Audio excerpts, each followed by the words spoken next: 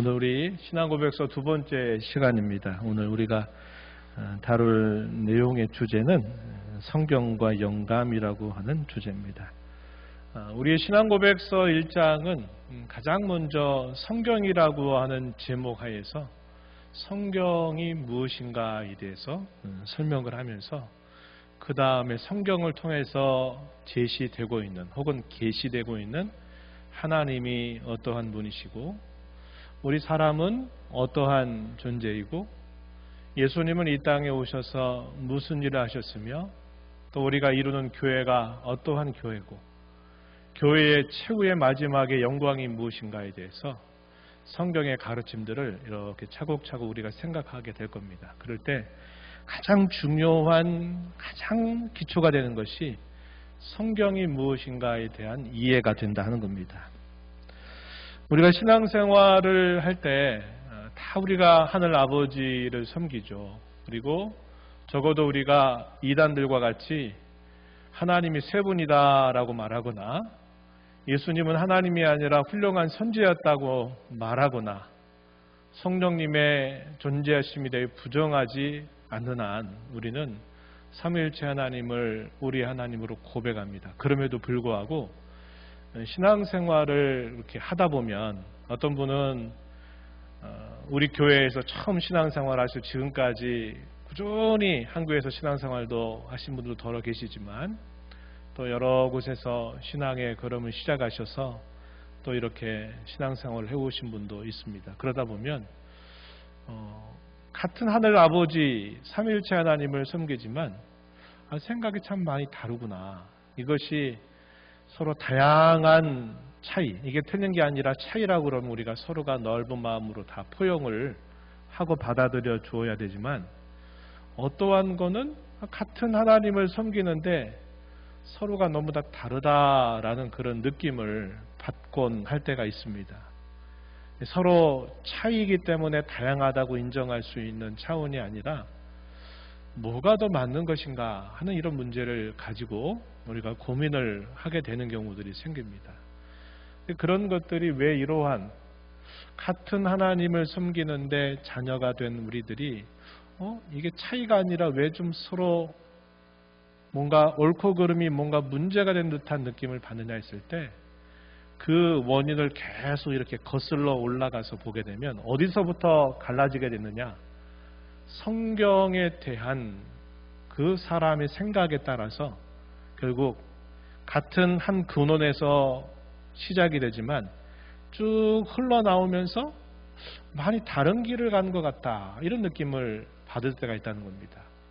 그럴 때 아주 중요한 그 이유가 뭐냐 할 때 성경을 뭐로 알고 성경을 어떻게 고백하고 있느냐에 따라서 이렇게 많은 차이들이 벌어진다는 것을 우리가 알 수 있어요. 그렇기 때문에 가장 중요한 부분은 뭐냐면 성경에 대한 올바른 가르침을 우리가 잘 가지고 있는 것이 대단히 중요합니다. 심지어 이단들도 자신들도 성경을 믿는다고 말해요.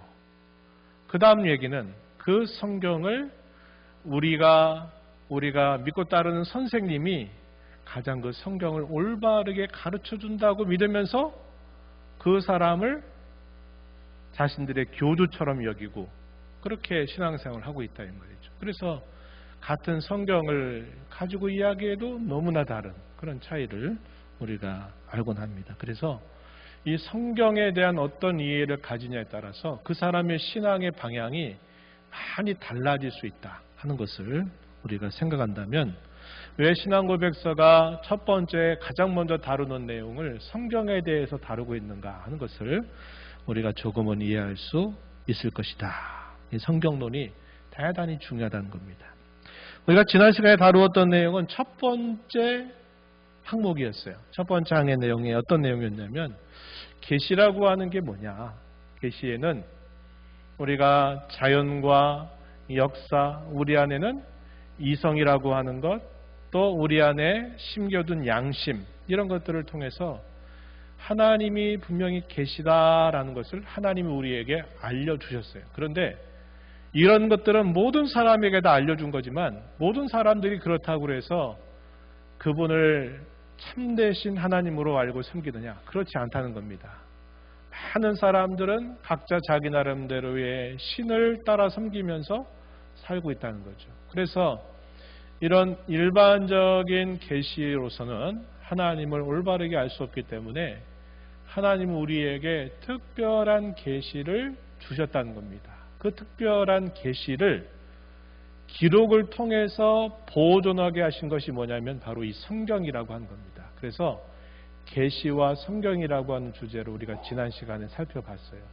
그럼 오늘 우리가 생각하게 되는 내용은 그 다음에 그것을 이어서 두 번째, 세 번째 항을 다룰 텐데 오늘 우리가 생각하게 되는 내용은 성경이 무엇이냐는 겁니다. 성경이 무엇이냐. 그래서 성경은 몇 권으로 구성이 되어 있고 그 성경은 우리의 신앙과 삶에 어떤 역할을 하느냐 하는 내용들을 우리가 오늘 다뤄가게 됩니다. 그래서 가장 중요한 첫 번째 주제가 뭐냐면 성경은 그저 사람들이 기록한 책이 아니라 그 성경은 하나님이 우리에게 기록해서 우리에게 주신 하나님의 거룩한 말씀이다.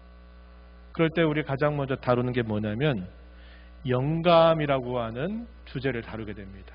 사람은 자기의 경험과 다양한 지식들을 바탕으로 해서 글을 쓰고 뭔가를 남기게 되지만 우리가 있는 이 성경의 내용은 우리 사람의 상상이나 경험에 의해서 기록된 것이 아니라 하나님의 영감으로 기록된 말씀이다 한 겁니다. 그렇기 때문에 그것이 갖는 특별하고도 결정적인 권위와 그 역할이 있다는 겁니다. 이제 그 문제를 오늘 우리가 함께 살펴보게 될 겁니다. 그럼 우리가 조금 신앙생활하다 보면 우리 기독교에서는 이 성경이 66권으로 되어 있는데 예를 들어서 로마 카톨릭 같은 경우에는 여기에서 12권이 더 있습니다. 공동번역으로 알려져 있죠. 이 공동번역은 66권에다가 12권이 포함돼 가지고 전부 78권이죠. 그죠? 78권을 성경으로 그들은 받고 그들은 믿고 있습니다. 그러면 우리는 66권인데 왜 카톨릭은 여기에 더 많은 것을 성경으로 믿고 하느냐 할 때 이런 부분들에 대해서 우리가 어떤 생각을 해야 되느냐 하는 것에 대한 이야기가 이제 오늘 우리가 끝에서 다루게 될 이야기가 될 겁니다. 그래서 우리가 뒤에서 살펴보겠습니다만 성경을 우리가 고백한 이 성경 66권을 정경이라고 불렀어요. 정경. 바를 정자, 성경 경자 써가지고 바른 성경. 그래서 이렇게 표현하고 또 로마 카톨릭 같은 경우에는 아까 몇 권이 더 많다 그랬죠? 12권이 더 많다 그랬죠. 그럼 우리는 그것을 두고 뭐라고 말하느냐? 정경이 아니라 외경이라고 말합니다. 외경. 외경이라고 하는 말 사용해요. 그러면 이것 말고 정경과 외경, 이거 외경 말고 또 하나가 있어요. 위경이라고 그래요. 위경. 위경. 한자말에서 속한 겁니다. 위경이라고 하는 말은 거짓될 위자를 썼어요. 위경이란 말은 성경이 아니다 이 말입니다. 거짓된 성경이다 이런 말을 위경이라고 써요. 그래서 이런 것들이 무엇을 뜻하는가 좀 오늘 살펴보도록 하겠습니다. 먼저 제2항의 내용이 어떤 내용들인가 하는 것들 한번 쭉 보시기 바랍니다. 보시면 2항의 내용은 고백서 안에 그대로 포함되어 있는 내용입니다. 한번 제가 천천히 읽어볼게요. 성경, 즉 기록된 하나님의 말씀이라는 이름 아래 지금 구약과 신약의 모든 책이 포함되어 있는데 그 책들은 다음과 같다. 성경, 뭐라고 설명했냐? 그 다음 표현이 중요합니다. 성경, 그것은 곧 기록된 하나님의 말씀이다 하는 겁니다. 성경은 하나님의 말씀인데 그 말씀 중에서 기록된 하나님의 말씀을 두고 우리가 성경이라고 부르는 겁니다. 그럼 기록되지 않은 하나님의 말씀도 분명히 있겠구나 하는 생각을 하죠. 근데 그것들은 우리에게는 알려져 있지 않습니다. 왜냐? 수천 년이라고 하는 시간이 지나면서 하나님이 하셨던 말씀들을 들었던, 예를 들어 성경시대에 살았던 선지자들이라든지 족장이나 이런 사람들은 그것을 듣고 기억을 했겠지만, 기록을 남겨두지 않은 이상 이 기록된 하나님 말씀인 성경 외에 다른 어떤 말씀을 하셨는지는 우리가 알 길이 없는 겁니다. 그렇죠. 그래서 성경은 기록된 하나님의 말씀이다. 이게 중요한 요점이에요. 그래서 여러분들이 펜을 가지고 있으면 이렇게 기억하세요. 성경은 기록된 하나님의 말씀이다. 여기에 조금 설명을 곁들이면 성경은 하나님의 영감으로 기록된 하나님의 말씀이다. 이렇게 하면 성경에 대한 좀 더 좋은 정의를 우리가 알 수 있겠다 하시면 되겠어요. 이 성경에는 구약과 신약의 모든 책이 포함되어 있는데 구약은 이하 몇 권일까요? 39권입니다. 39권. 그럼 신약은 몇 권일까요? 예, 3, 9, 27에서 27권. 성경 전체는 몇 권일까요? 66권. 옛날에는 성경 전서라고 표 있었어요. 그죠? 저도 어릴 때 중고등학교 청년부 처음 읽을 때 성경이 이렇게 세로 글씨로 막 써졌던 성경을 읽었던 기억이 납니다. 거기 보면 이렇게 써 있어요. 성경 전서. 이 말은 성경의 모든 책, 그 말을 한자말로 성경 전서라고 말하는 것입니다. 이 성경 전서는 전부 66권이에요. 여러분 한번 구약 성경 순서대로 혹시 다 알고 계세요? 우리 교회학교 아이들은 노래를 불러가지고 하도 노래 부르니까 이제 성경 순서가 탁탁 이제 암송이 됐습니다. 여러분들도 성경 순서를 다 기억하세요? 또 여러분들에게 필요한 게 뭐냐면 성경의 약자를 표현하는 방법을 또 잘 모르시는 분이 있어요.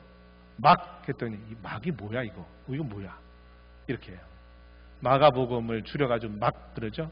그래서 우리가 성경을 마가복음 다 쓰기 기니까 이것을 축약을 해가지고 막 이렇게 표현합니다. 에스더를 어떻게 표현하죠? 에스더하고 에스라가 헛갈리죠. 에스더는 약자를 뭐로 표기합니까?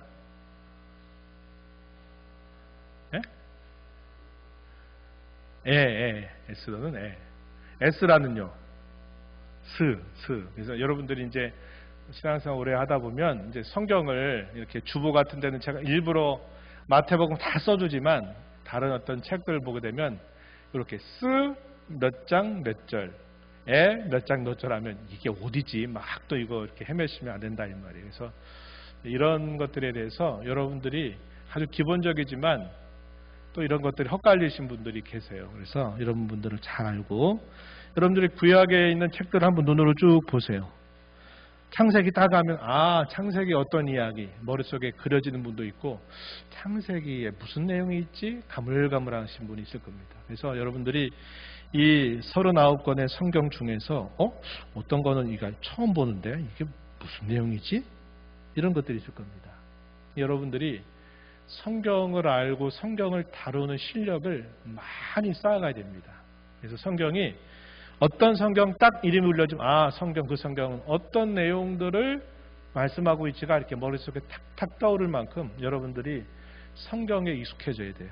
많은 분들은 이 성경을 우리의 신앙에 있어서 성경에 갖는 위치에 대해서 여러 가지로 표현했는데 전장터에서 마치 성경은 뭐와 같다?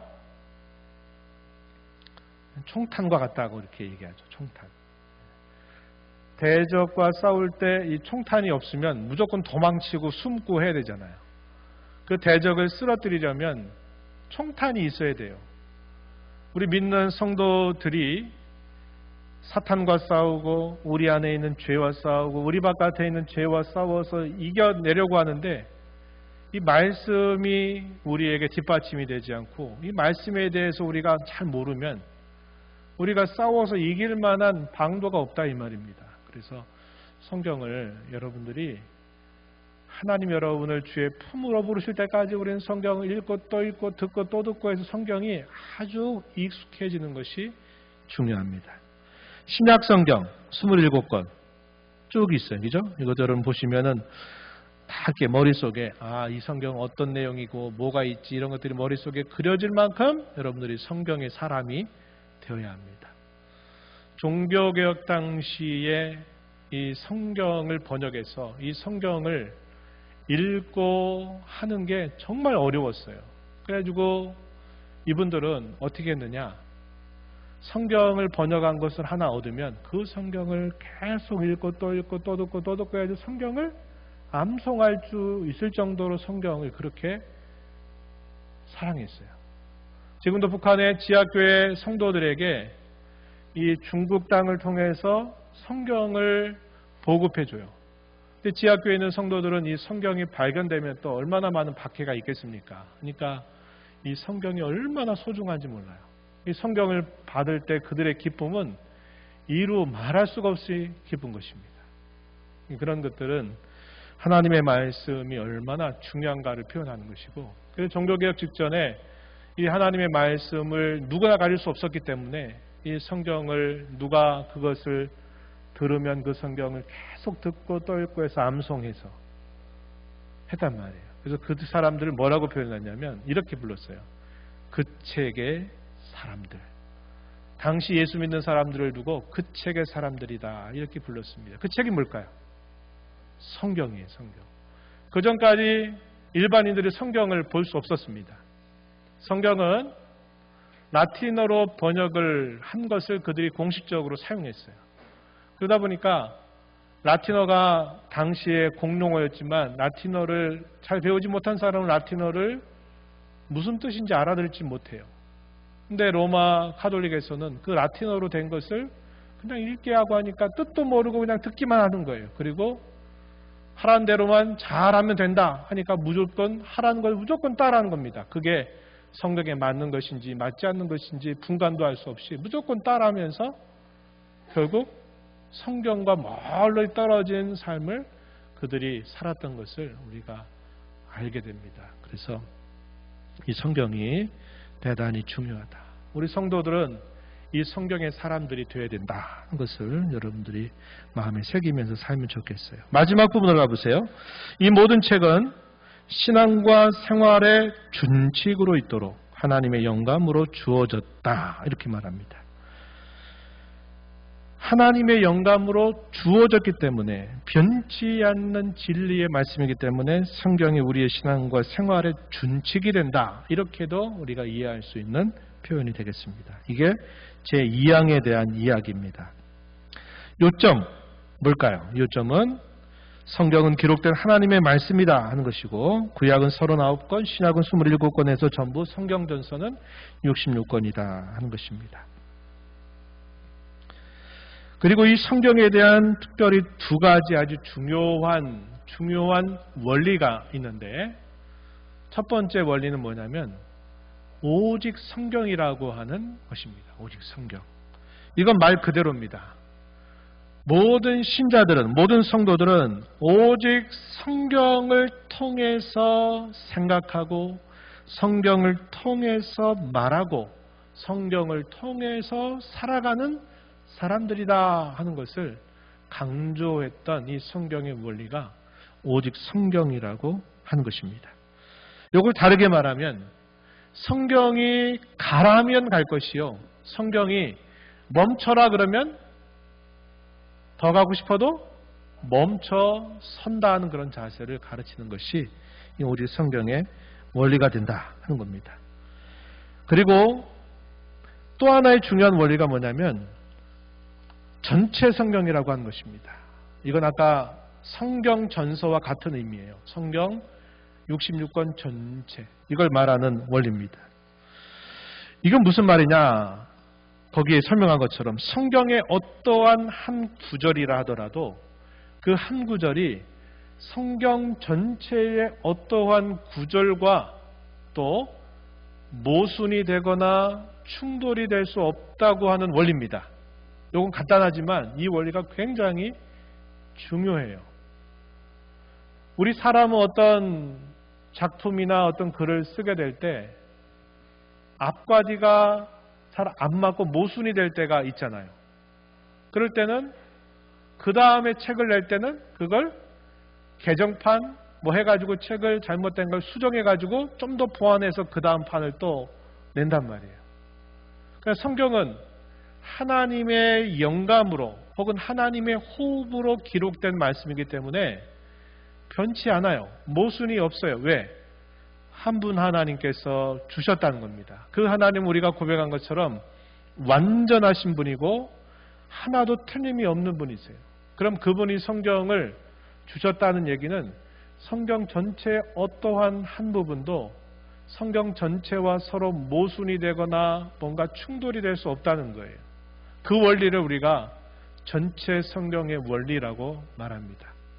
이단들과의 논쟁이 벌어질 때 우리에게 가장 강력한 무기 중에 하나가 바로 이겁니다. 이단들은 성경의 어떤 한 구절을 가지고 성경 전체를 덧입어버려요. 여러분들 아마 이단들 만나보신 분들 많으시죠? 네, 많죠?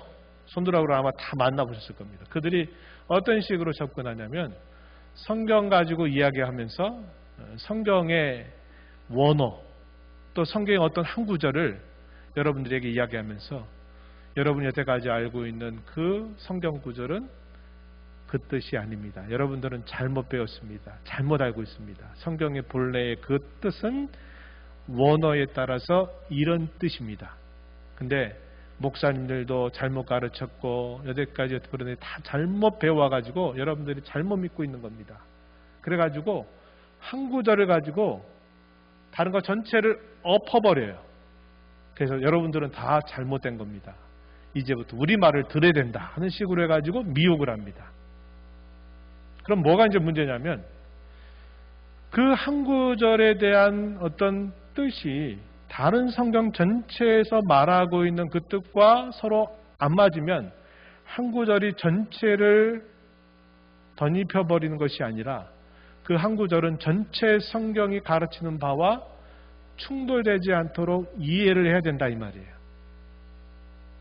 그렇기 때문에 우리가 있어서 이단들과 이런 논쟁이 벌어질 때 가장 강력한 무기가 바로 전체 성경의 원리라고 하는 것입니다. 이단들은 이걸 완전히 무시해버려요. 제가 지난주에 처음 시작할 때 신앙고백서나 요리문답이나 이런 것들이 왜 우리에게 중요합니까 할 때 제가 세 가지 이야기를 드렸었죠. 기억나시는지 모르겠는데 첫 번째가 뭐라 그랬냐면 성경이라고 하는 이 넓은 세계를 안내해주는 길라잡이 역할이 첫 번째 역할이다. 두 번째는 수많은 이단들과 우리가 혹여라도 어떤 논쟁이 벌어지게 될 때 이단들로부터 우리의 신앙을 지켜주는 망대와도 같다. 이게 두 번째 중요한 중요한 것이 도움이 된다 하는 것이고 세 번째는 우리의 경건의 원리에 있어서 이게 대단히 중요하다. 그래서 우리는 신앙고백서, 우리 웨스트민스터 표준 문서라고 부르는 6가지 이런 내용들을 우리가 그냥 흘려보내지 말고 이런 것들을 우리가 잘 학습하고 알 필요가 있다는 겁니다. 그래서 이런 원리들에 의해서 우리가 이단들의 교묘한 술책과 미혹에 빠져들지 않을 수 있다는 것이죠. 그래서 이 두 번째 중요한 원리가 된다. 넘어가셔서 이 성경은 신앙과 생활의 준칙으로 하나님의 영감으로 주어졌다 하는 것입니다. 성경 구절들은 여러분들이 좀 한번 참고해서 읽어보시면 되고 오늘 우리가 읽었던 계시록 22장 18절 19절 하나님이 주신 말씀에 무엇을 더하거나 또 무엇을 제한 것은 절대로 있을 수 없는 일이다 하는 말씀을 하시죠. 성경은 하나님의 감동으로 된 것으로서 우리에게 중요한 용도가 있다. 우리 디모데후서 3장 16절 잘 우리가 기억하고 있는 말씀처럼 교훈과 책망과 바르게 함과 의로 교육하기에 유익하다. 성경의 용도에 대해서 가르쳐 주기도 합니다. 세 번째 항으로 넘어가 볼게요. 세 번째 항. 우리 함께 이거 같이 읽어보겠습니다. 길지 않으니까 읽어볼게요. 시작. 일반적으로 외경이라고 일컬어진 책들은 신적 영감으로 된 것이 아니기 때문에 성경의 정경의 일부가 아니며 따라서 하나님의 교회에서 어떤 권위도 가지고 있지 않으며 그 어떤 방식으로도 다른 인간적인 저작물 이상으로 승인되거나 사용되어서는 안 된다. 이게 이제 제1장 3항의 내용입니다. 여기 낯선 표현이 등장하죠? 외경이라고 하는 말. 한자말로는 바깥 외자를 썼어요. 정경이라고 하는 것 바깥에 있는 성경처럼 여겨지는 것. 이걸 외경이라고 우리말로 옮겨졌고, 여기는 소개가 안 되었습니다만 아까 제가 설명했던 것 중에 위경이라고 하는 것도 있다 그랬죠. 위경. 거짓된 성경으로 부르는 위경도 있습니다. 그럼 이런 것들이 무엇인가 여러분들이 간단하게 좀 소개를 한번 드려보겠습니다. 정경이라고 하는 말은 캐논이라고 하는 말에서 나왔습니다. 캐논이라는 말은 척도, 기준을 의미하는 말입니다. 이것을 정경이라고 번역을 했어요. 정경이란 성경으로 우리가 받아들인 66권을 뜻합니다. 주후 90년경의 유대 학자들이 이 팔레스틴, 이스라엘의 지중해 연안 도시 얌니아라고 하는 곳에서 종교회의를 엽니다. 얌니아. 여러분들이 그냥 기억만 좀 해두셔도 좋을 거예요. 이 얌니아에서 종교회의를 열어서 여기서 뭘 하냐면 구약 성경의 범위를 결정하게 됩니다. 이것이 하나님의 영감된 말씀이다. 그래서 구약 성경을 전체 몇 권으로 고백했을까요? 몇 권? 39권. 구약이니까. 그래서 구약 성경에 대한 확정을 결정지었던 종교회의가 얌니아 회의라고 합니다. 이 얌니아에서 있었던 일이에요. 그래서 히브리어로 기록된 성경 이외의 문서들은 그 내용과 상관없이 정경이 아니다라고 결정을 내리게 됩니다. 그래서 구약 성경 우리가 지금 고백하는 39권만이 하나님의 말씀이다. 이게 구약 정경이다. 이렇게 확정을 한 것이 얌니아 회의입니다. 그러면 신약 성경이 몇 권이라고 우리가 말했죠? 27권. 신약 성경은 27권으로 확정지었던 회의가 있습니다. 그 회의가 어떤 회의냐? 카르타고 종교회의입니다. 카르타고에서 종교회의가 있으면서 거기에서 신약 성경은 27권이 정경이다. 이렇게 해가지고 우리가 지금 고백하는 66권을 정경, 바른 성경이다. 이렇게 한 것입니다. 그럼 외경이라고 하는 게 뭐냐? 외경이라고 하는 말은 아포크리파라고 부르는데 이 뜻이 뭐냐면 감추어져 있다, 숨겨져 있다라는 뜻을 가지고 있는 말입니다. 이 외경이란 말을 처음 사용했던 사람이 알렉산드리아 교부였던 제롬이라고 하는 사람이 처음 이 외경이란 말, 아포크리파란 말을 처음 사용하게 돼요. 정경에 포함되지 않는 유대인들이 기록한 책들로서 성경으로 인정하지는 않지만 뭔가 참고하고 연구할 만한 가치가 있다라고 평가하는 유대의 문헌, 이거를 외경이라고 불렀습니다. 그럼 이것이 언제 많이 기록이 됐느냐면 구약시대와 신약시대 사이에 많이 기록이 됐어요. 구약시대가 언제 끝났죠? 구약시대의 끝을 우리가 이야기할 때, 물론 그렇죠. 예수님 오시기 전까지가 구약시대인데 계시가 끊어졌던 시대가 있었어요. 구약의 마지막 성경이 누굽니까? 뭐죠? 말라기죠. 말라기 선지자 이후에 하나님이 공적으로 그의 백성에 주신 계시가 멈춰버렸어요. 이게 몇 년 동안? 400년. 주전 400년으로부터 그 주후가 예수님이 이 땅에 탄생하기 전까지 한 400년의 시간 동안 계시가 끊겨버렸습니다. 계시를 안 주시니까 당시 유대의 학자들이 막 계속적으로 막 글을 써내는 거예요. 글을 막 써내면서 이제 메시아가 오게 되면 어떤 시대가 어떻게 되고 막 이런 것들을 막 써가지고 그때 막 이런 글들이 많이 나와요. 이걸 뭐라 그러냐면 묵시문학이라고 불러요. 묵시문학. 이런 것들이 많이 기록됩니다. 이게 중간기라고 말하는 거예요. 구약의 계시가 끝나고 신약의 계시가 주어지게 되는 그 사이의 기간 400년을 중간기라고 이렇게 불러요. 중간기 때 많이 기록이 됐습니다. 그래서 그런 것들이 대부분 외경을 이루게 됐어요. 그리고 아까 이야기했던 위경이라고 하는 것은 물론 이 신구약 중간기에도 기록이 되지만 초대교회 이후까지도 계속 유대인들이 기록을 남깁니다.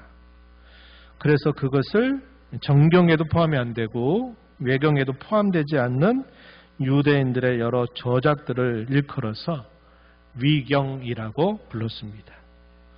슈도비, 슈데피, 그라파 이렇게 명칭했어요. 이 말의 의미는 우리 한자말처럼 거짓되다 이 말입니다. 거짓되었다. 진짜 성경이 아니다. 사람이 쓴 저작물이다. 이런 의미를 표현하고 있는 말입니다. 그래서 이런 내용들이 이렇게 있어서 정경과 외경과 위경이라고 하는 것이 구별되기 시작했다 하는 것입니다. 구약성경 처음에 뭘로 기록이 됐을까요? 히브리어로 기록이 되죠. 히브리어. 물론 이제 아람어가 나중에 좀 섞이긴 하지만 대부분은 히브리어로 사용됩니다. 이스라엘의 언어인 히브리어로 기록이 돼요. 그런데 신약 시대에 이렇게 오게 되면 당시에 로마 제국 하에서 사람들이 일반적으로 많이 사용했던 공용어가 뭐냐면 그리스어입니다. 그리스어. 이걸 다르게 헬라어라고도 불러요. 이 그리스어를 사용을 하다 보니까 구약 성경이 히브리어로 된 것을 유대인들은 이해하는데 어렵지 않지만 예를 들어서 신약 시대에 다른 사람들 이 히브리어를 잘 사용하지 못하고 모르는 사람들은 그 구약 성경을 제대로 읽을 수가 없어요. 그래가지고 뭘 했냐면 주전약 3세기경에 히브리어를 사용하지 못하는 그런 사람들을 위해서 70여 명의 학자들이 구약 성경, 히브리어로 기록된 구약 성경을 헬라어, 그리스어로 이걸 번역을 합니다. 그래서 72명이 이걸 번역을 하는데 이것을 가지고 뭐라고 그러냐면 70인 역성경 이렇게 불러요. 그래서 구약 성경을 당시에 이제 그리스어를 사용하는 사람들이 구약 성경 이제 읽을 수 있도록 된 겁니다. 예수님 당시에도 유대인들이 이 70인역으로 번역된 성경을 많이 읽었습니다. 이것을 두고 뭐라고 불렀냐면 이 알렉산드리아 지역에 살고 있는 사람들이 번역을 했다 그래서 이거를 알렉산드리아 성경 이렇게 부르기도 했습니다. 그런데 이때 이 번역된 이 알렉산드리아 성경 안에는 아까 우리가 이야기했던 외경들도 거기에다 포함이 되어 있었다는 겁니다. 그러다 보니까 성경에 대해서 의견들이 갈라지게 돼요. 외경이 포함된 성경을 말하는 것, 알렉산드리아 성경을 받아들인 사람도 있고 당시에 그에 반해서 히브리어로 기록된 39권만을 번역된 그리스어로 번역된 그 성경만을 우리는 믿어야 된다 그래가지고 이걸 뭐라고 하냐면 팔레스타인 성경이라고 불렀어요.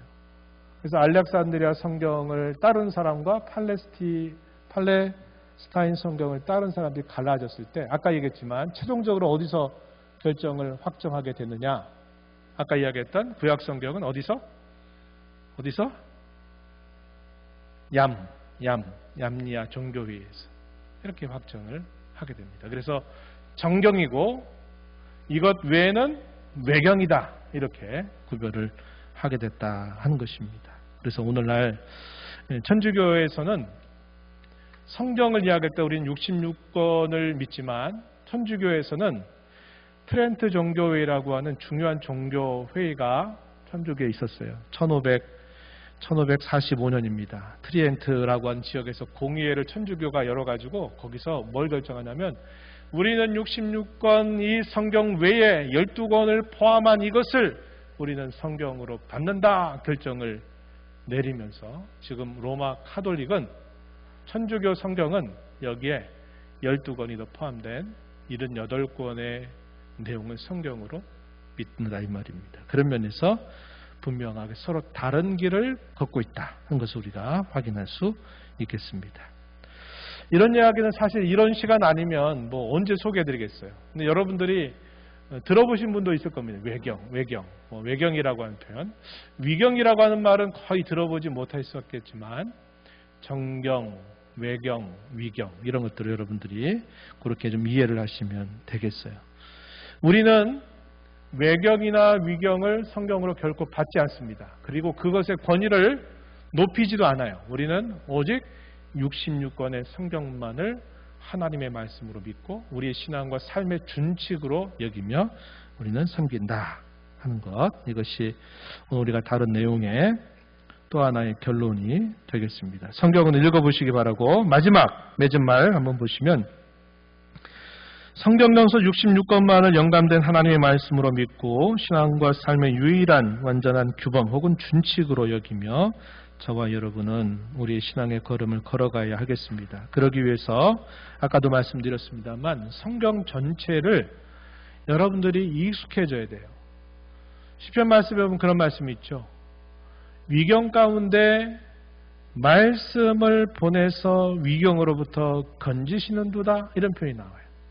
우리가 성경을 아까 이야기하고 성경을 많이 알고 이해를 하고 있으면 우리의 상황에 처해졌을 때 성령 하나님이 필요한 말씀들을 우리에게 떠올리고 생각나게 해서 이럴 때는 이렇게 해라. 직접 말씀 안 하시지만 우리 마음에 그런 깨달음을 주시게 될 때가 많아요. 그래서 여러분들이 성경에 익숙한 사람이 되세요. 모든 신자들은 신학자와 같이 돼야 돼요.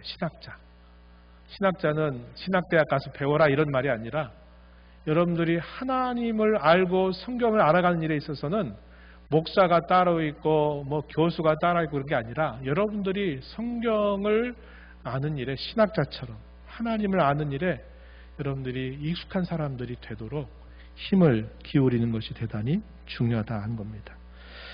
우리는 이 성경 읽기를 대단히 강조합니다. 여러분 아시겠지만 우리는 두 가지 면으로 우리가 이 성경 읽는 것을 힘쓰고 있는데 우리가 매일 새벽마다 구약 성경 그리고 신약 성경 한 권을 새벽마다 정독해서 그 말씀들을 다 다룹니다. 그냥 3년 반 정도가 되면 창세기 1장부터 요한계시록 22장까지 다루게 돼요. 왜 그럴까요?